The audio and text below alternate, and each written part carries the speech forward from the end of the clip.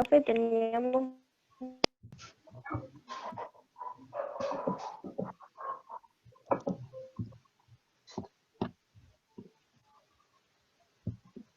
Bueno, vamos a arrancar por el principio. Vieron que nosotros siempre que hablamos de filosofía en las clases, dijimos que uno de sus problemas más grandes ha sido llegar a una definición, por lo menos unívoca, ¿no es cierto?, en la que todos estén de acuerdo. Por lo tanto, nosotros para empezar a abordarla, empezamos por los orígenes,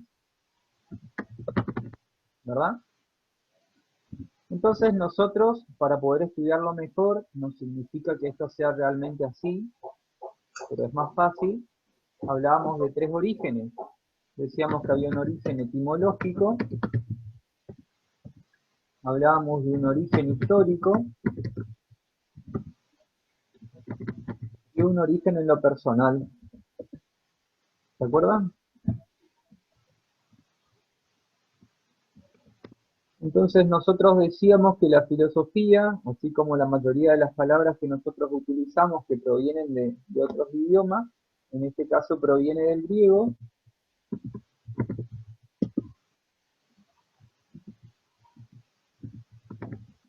filos, que sería amor o amistad,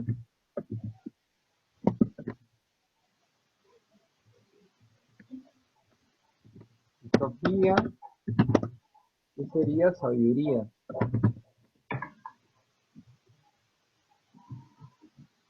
Bueno, en realidad sería la Y, ¿no? Si no, no sería griego. Bueno, y sofía, que sería sabiduría. Entonces obtendríamos, ¿no es cierto?, que la palabra significa amor por el saber. ¿Se acuerdan de eso? Bien. Amor por el saber. Y el primero en utilizar la palabra, decíamos que era Pitágoras. ¿Sí?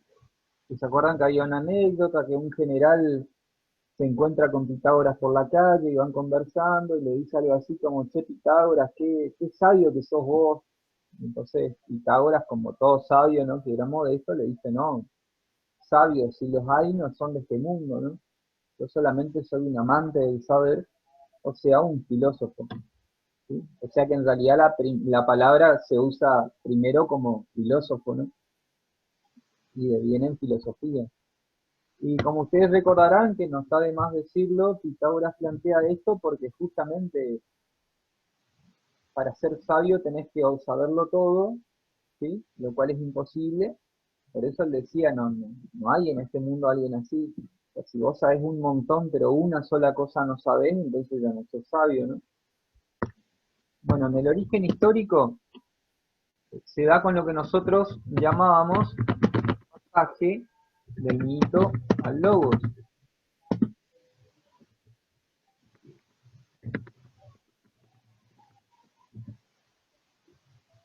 ¿Qué es el pasaje del mito al logos?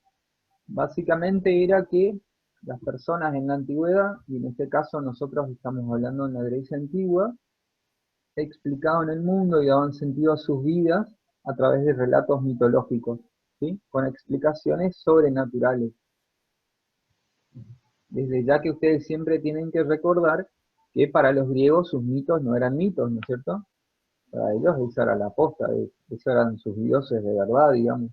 Era su teología. Y bueno, sería entonces el pasaje de este tipo de explicaciones a un discurso racional con pretensión de ser demostrable, ¿sí? Por lo menos en la realidad concreta, ya no sobrenatural. Que eso sería el logos, ¿no? Después logos adquiere otras acepciones como ciencia, solamente razón, ¿sí? Entonces, este origen histórico se produce con el pensador que es considerado el primer filósofo, que es Tales de Mileto, ¿sí? Recuerden que los griegos, o sea, para nombrarlos se los solía asociar con su lugar de procedencia, ¿no? Mileto en realidad sería el lugar de donde era Tales. Así tienen Tales de Mileto, Pitágoras de Samos, etc. Bueno, Tales de Mileto, ¿qué es lo que hace este señor? Tales de Mileto empieza a cuestionar las explicaciones de su tiempo y centra su búsqueda o su interés en lo que en griego sería el arché o arjé. ¿Sí? El arché o arjé sería el origen.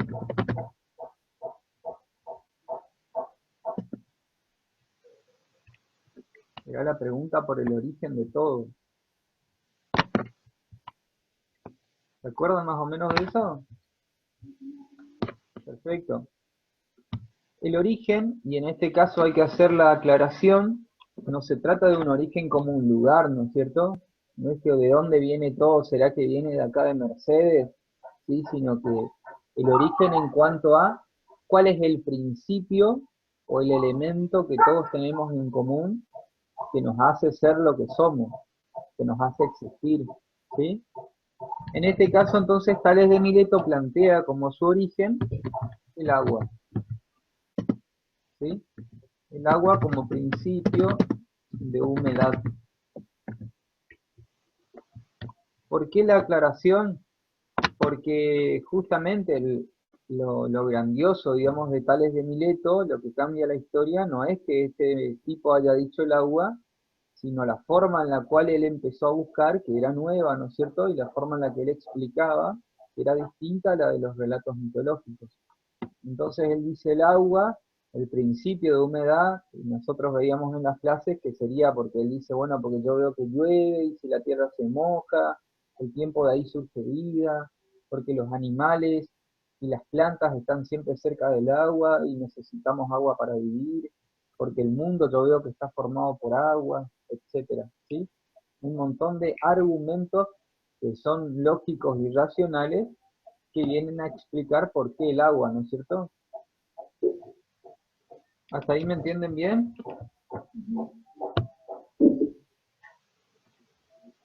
Gaby, vos que no fuiste mi alumna, ¿me entendés bien? Hasta ahora sí.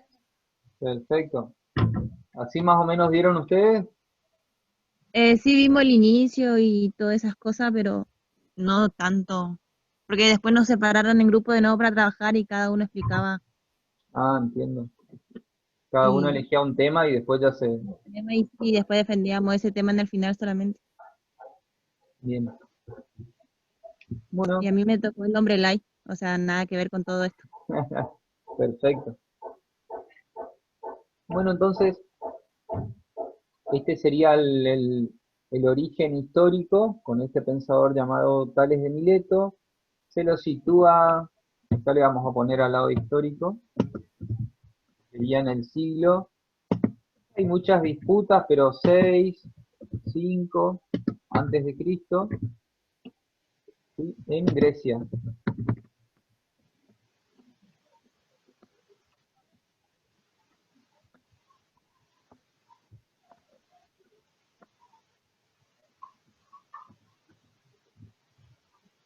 Tales de Mileto, para que no quede incompleta la cuestión, pertenece a un grupo de pensadores que bueno, van a ser después los considerados los primeros filósofos, junto con él, que son los presocráticos.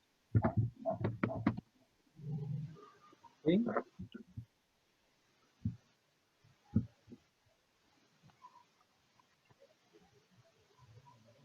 Está por acá.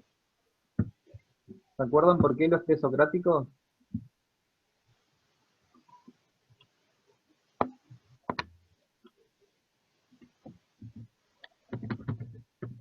Era porque eran anteriores a Sócrates en su pensamiento. ¿Se acuerdan? ¿Por qué? Porque algunos de ellos fueron contemporáneos de Sócrates, o sea, no era que vivieron solamente antes, sino que lo que ellos buscaban, que era este arché, digamos, todo ese grupo de personas se dedicó a pensar acerca de eso, del origen, ¿sí? Hasta que vino Sócrates y pensó en otra cosa. Por eso todo este grupete se los llama así. Les cuento entonces un poquito, pero para que lo sepan, así como Tales de Mileto propuso el agua, otro vino propuso el aire, otro el fuego, los cuatro elementos, el número, el ser, el devenir, etcétera, ¿sí? Vamos entonces al origen en lo personal.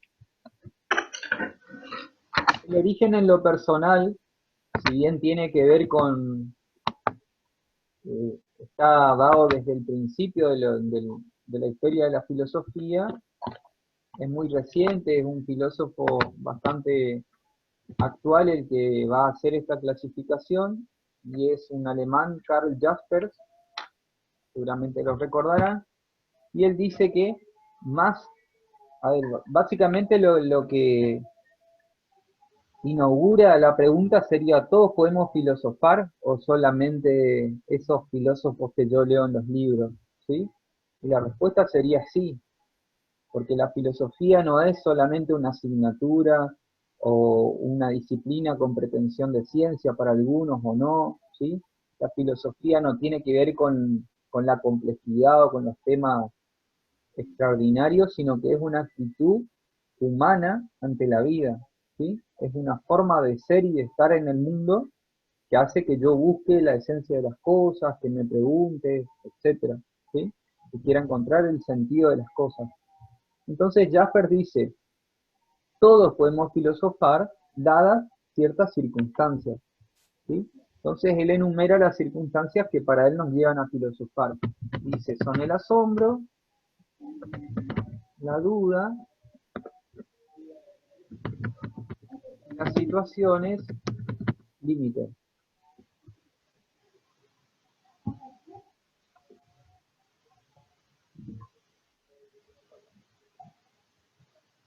Asombro, duda y situaciones límite.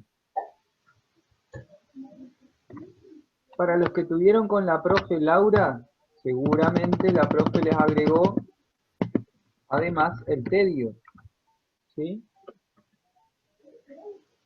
Eso ya no lo dice Jasper, lo plantean otros autores más modernos, y bueno, algunos lo ponen dentro de las situaciones límites, por eso es como que no. Ahora lo vamos a ver por qué.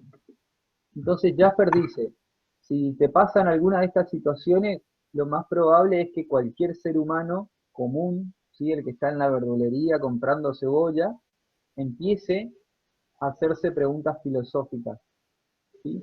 El asombro, yo les decía a ustedes en las clases que uno por lo general asocia el asombro a lo que ve en la tele, no en las caricaturas, o al asombro infantil, que es ese que vos sentís que algo te tiene que deslumbrar, ¿no?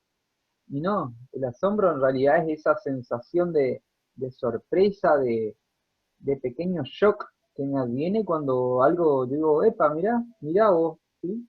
Ese mirá vos nomás ya es el asombro. Y puede activar en mí la necesidad de empezar a preguntarme, ¿no es cierto? ¿De dónde sale? ¿Por qué pasó así? ¿Por qué no pasó de otra manera? ¿Sí?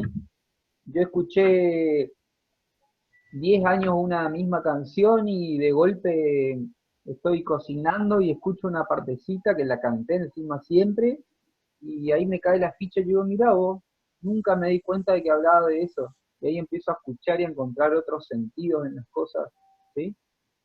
Para eso estoy cocinando y escuchando una canción. Pero bueno, eso me lleva a mí a hacerme preguntas, ¿sí? Casi siempre cuando alguien se hace preguntas y lleva respuestas, uno en realidad lo que busca, por lo general, no es llegar a la verdad, sino simplemente encontrar algo que lo calme, ¿sí? Vos querés que esa inquietud que te genera la vida, ese desequilibrio en el que estás, se termine y vos puedas seguir en la tuya, ¿sí? Entonces vos encontrás una verdad que por ese momento te sirve. Lo que pasa es que la vida tarde o temprano te presenta otras situaciones y te obliga a seguir buscando, ¿no es cierto? Entonces ahí vos empezás a dudar de esa certeza a la que habías llegado, ¿sí? A veces sí, a veces no, a veces más tarde, a veces nos morimos y no pudimos, etc. ¿Hasta ahí vamos bien? ¿Sí?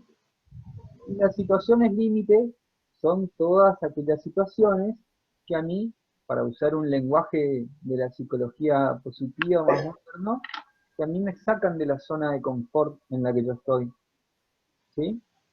Entonces me obligan a mí a enfrentarme justamente con aquellas situaciones hasta donde llega a mí mi poder de cambiar las cosas, ¿sí? Digo, de acá para acá yo ya no puedo, y no puedo, y eso me angustia un montón porque yo no lo puedo cambiar, yo no tengo el poder para interferir en esas cosas que pasan, ¿sí? Y ahí me empiezo a preguntar, ¿no? La situación límite por excelencia es la muerte, ¿no? Que es el límite más extremo que tenemos los seres humanos porque no podemos hacer nada frente a eso, ¿verdad? De hecho, como que nacimos para morir y a partir de eso vemos qué pasa en el medio, pero ¿ven? Y eso, una enfermedad terminal, etcétera, ¿sí? Y después el tedio, que ustedes lo vieron como el aburrimiento, pero sería un aburrimiento, que también es importante que lo piensen, no es el aburrimiento de me aburre la clase de filosofía, sino es el hartazgo ante reiteradas situaciones que a mí me van, es cuando yo digo estoy repodrido, ¿sí? Esto a mí yo ya no doy más y quiero saber por qué pasa y por qué a mí y qué puedo hacer para salir de acá y qué hubiera pasado si yo hubiese doblado en la otra esquina en lugar de esta, ¿entienden? Y así empiezo a rumiar, a pensar. Ese es el hartazgo. ¿Ninguna pregunta hasta acá? Les cuento de dónde saca Jaspers estos orígenes. Él se remonta, bueno, primero a los primeros filósofos, a los griegos, a Sócrates, Platón, Aristóteles, principalmente a Platón y Aristóteles, para hablar del asombro. O sea, él lo que hace es mirar en la historia de la filosofía y dice, bueno, ¿qué fue lo que le hizo pensar a fulano? ¿No? Entonces él dice, bueno, los primeros filósofos justamente se maravillaban ante la naturaleza, como los presocráticos, ¿sí? Platón y Aristóteles lo mismo, ante el mundo que los rodeaba, ante las relaciones humanas. Entonces empezaban a hacerse preguntas de las cosas. Fíjense, Aristóteles lo dice como muy, muy lindo, como muy místico, para explicar el asombro. Dice, el ser humano en algún momento, ¿no? Anda entre las cosas como si él mismo fuera una cosa, ¿sí? Nosotros andamos en automático como si nosotros no fuéramos más que las piezas que vemos. Y en un determinado momento, el ser humano se da cuenta de que él mismo no es una cosa, sino que es un ser distinto, y bueno, y que es un ser finito, y empieza a preguntarse por ese ser que es él mismo, ¿no es cierto? Y ahí se siente un extranjero, un extraño ante las cosas, ante el mundo, ¿no? Y ahí empieza el asombro y las preguntas, bla, bla, bla. Eso es más o menos lo que cuenta Aristóteles, y bueno, que Jasper lo trae. La duda, la duda eh, aparece con un grupo de filósofos que son llamados los escépticos. Justamente escéptico es aquel que duda, ¿no? Y el escepticismo, y bueno, uno de sus exponentes, que es el que Jaspers elige, es René Descartes o Descartes, que es un filósofo francés de la modernidad, ya que fíjense, ya vino mucho más acá. Y bueno, Descartes, por ejemplo, utiliza la duda como método para llegar al conocimiento, a un conocimiento que sea certero, ¿sí? Entonces Descartes, por ejemplo, dice, yo voy a dudar de todo lo que yo creo, lo voy a someter a duda hasta encontrar algo de lo que yo no pueda dudar y entonces voy a decir que realmente estoy ante una verdad, ¿sí? Entonces dice, bueno, por ejemplo, si yo me pongo a mirar eh, todo lo que yo conozco por medio de los sentidos, él se pregunta, ¿puedo confiar en los sentidos, por ejemplo? ¿Sí? Después concluye, no, no, dicen, no, los sentidos me engañan, ¿sí? El profe ahora pone el dedo acá así, yo veo que el dedo es más grande que la cabeza del profe, y sin embargo, yo sé que no es así, pero lo estoy viendo, ¿sí? Por lo tanto, yo no puedo confiar en mis sentidos, ¿verdad? Etcétera. Bueno, él toma Descartes para eso, y las situaciones límites, Jaspers se remonta a unos filósofos que vivieron antes de Descartes y después de Aristóteles, ahí más o menos en la época cristiana, un poquito antes. Ese grupo fueron llamados los estoicos, ¿sí? Los estoicos, ¿qué era lo que buscaban? Ellos querían vivir conforme a la naturaleza y querían hallar la imperturbabilidad del alma. ¿Sí? En griego es ataraxia la palabra. ¿Por qué? Porque en esa época en la que vivían los estoicos, una época de invasiones, de guerras, de mucha crisis, entonces ellos se hicieron esta pregunta que es tan simple, ¿no? Y tan nuestra, por eso hoy se están de moda de nuevo los estoicos, y es cómo yo puedo ser feliz, o mejor dicho, puedo ser feliz a pesar de, ¿sí? Puntos suspensivos, puedo yo encontrarle el sentido a mi vida a pesar de que el mundo tenga su propio curso y su propia lógica, ¿sí? Vamos a suponer que nunca se va el coronavirus, ¿podremos nosotros igual vivir y ser felices y seguir adelante? ¿O tendremos que vivir mal siempre, perseguidos, etcétera? ¿Sí? Ellos se preguntaron acerca de eso y buscaban justamente lograr la imperturbabilidad del alma. ¿Qué pensaron los estoicos? Dividieron las situaciones en dos. Dijeron, hay situaciones que yo puedo cambiar y otras que yo no puedo cambiar. Y las que yo no puedo cambiar son las que a mí me angustian, ¿verdad? Como a cualquiera. Y bueno, el chiste para los estoicos es que vos no te angusties, porque no tiene sentido. Ellos dicen, bueno, vos podés cambiar eso, y si vos respondés no, y bueno, entonces, ¿para qué te angustias si sabés que no lo vas a cambiar? ¿Sí? No tiene sentido invertir ahí energía. Y si lo podés cambiar, entonces tampoco te angusties porque tarde o temprano lo vas a cambiar. Y bueno, de ahí saca Jaspers estas, estas situaciones que él considera que llevan a las personas a filosofar. ¿Ninguna pregunta hasta acá?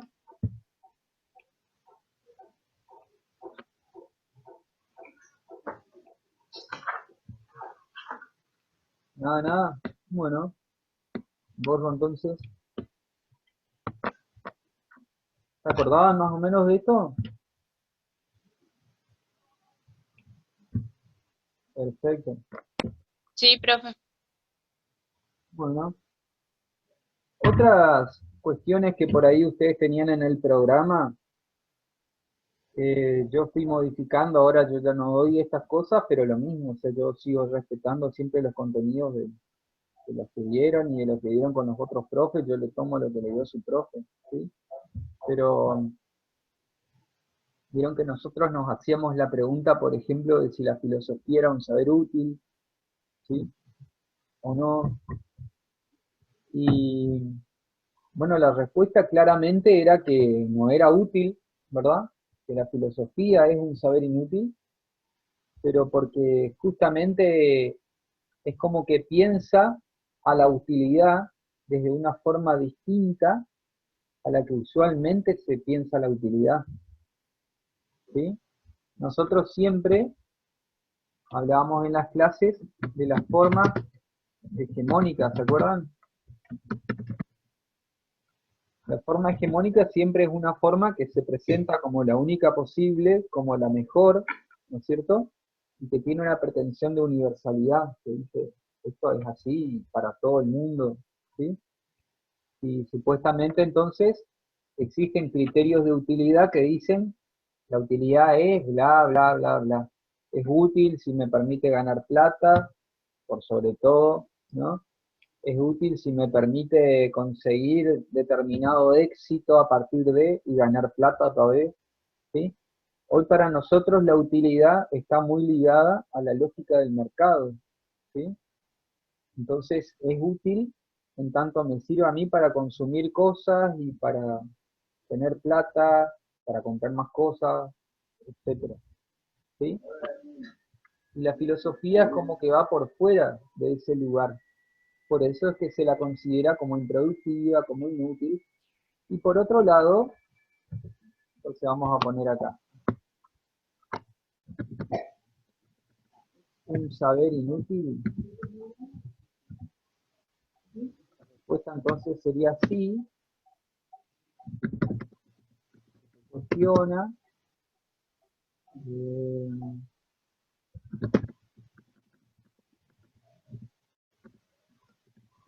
criterios hegemónicos o la idea hegemónica de utilidad asocia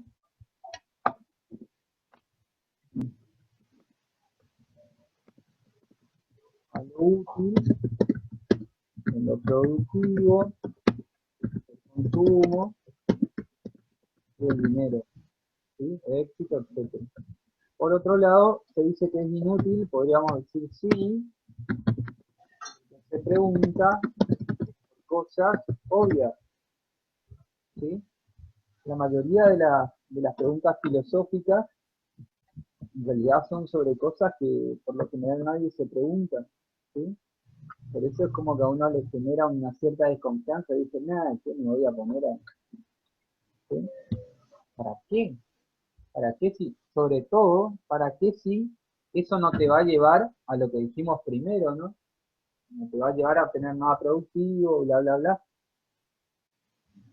Nosotros en clase también decíamos que la palabra obvio tiene una etimología que es interesante, y es que significa la vía que yo tengo delante de mis ojos. ¿Se acuerdan de eso?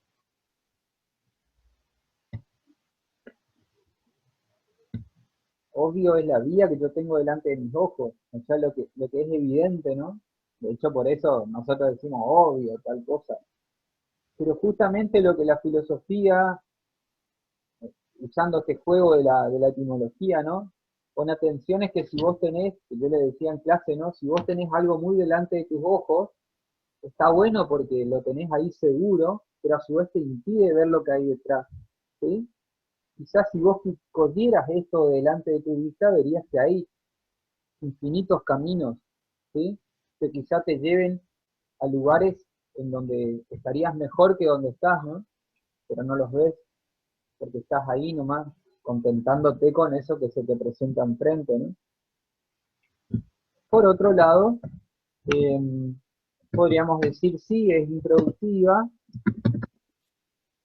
sus temas son viejos, inactuales, ¿sí?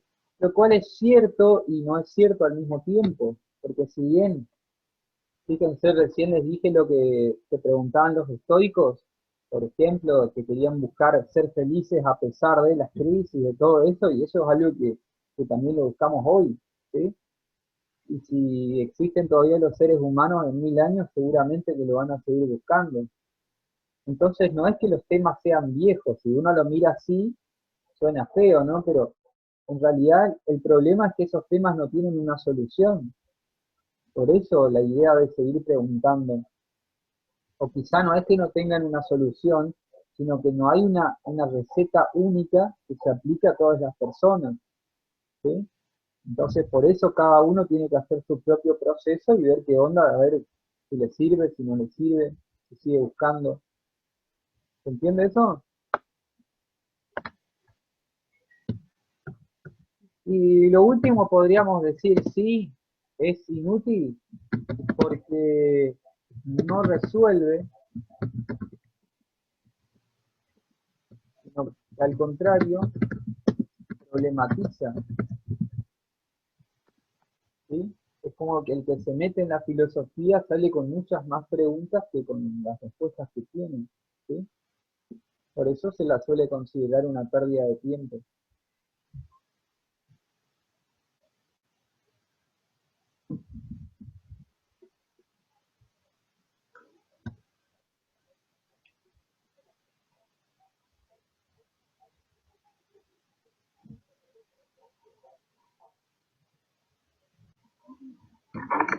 ¿Van bien hasta acá? ¿Ninguna pregunta? Bueno, borro entonces.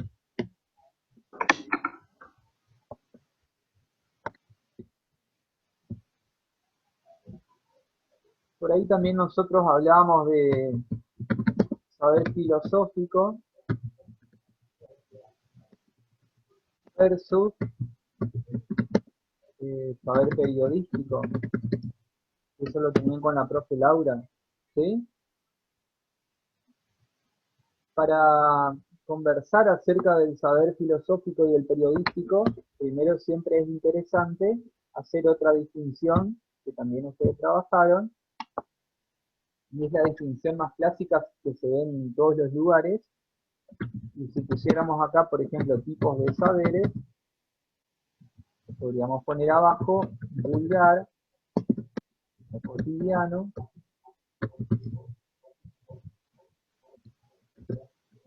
científico o técnico, y saber filosófico.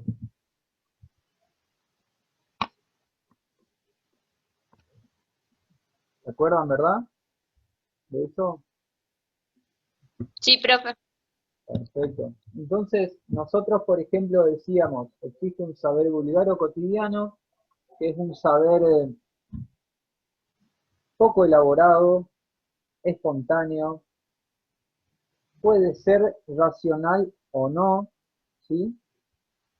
Por lo general dicen no es racional, pero en realidad están equivocados porque a veces, vieron que a veces uno sin querer queriendo le pega y dice algo que tiene mucho sentido, ¿sí? Algo lógico, aunque uno no sepa de lo que está hablando, ¿verdad?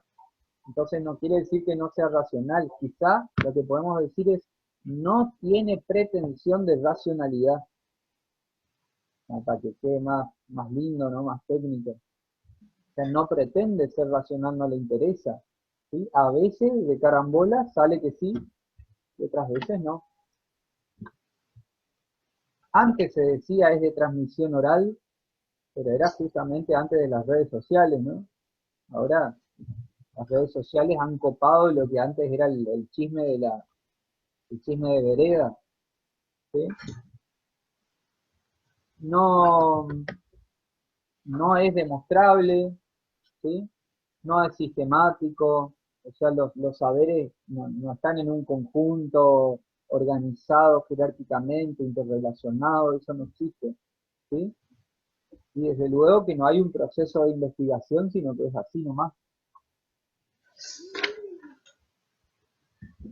Tenemos el saber científico técnico, que es, bueno, todo lo contrario, ¿no? Es un saber sí, con pretensión de racionalidad. De hecho, supuestamente, si no es racional, ya no es científico, sería excluyente. Es un saber crítico, sistemático, en donde sus elementos están todos relacionados, formando un conjunto, ¿no es cierto?, que explica algo, se construye en teoría, tiene que estar avalado por una comunidad científica, ¿sí?, que apruebe, que lo legitime, y una vez así, digamos, ahí recién se publica, se socializa, tiene un lenguaje técnico, etcétera. El lenguaje filosófico, perdón, el saber filosófico es casi todo lo mismo que el científico, ¿sí? Ustedes cuando lean las descripciones en su material o el cuadrito que tenía la profe Laura, es casi lo mismo. Y uno es como que, o sea, ustedes lo intuyen, saben, en su cabeza está el por qué son distintos,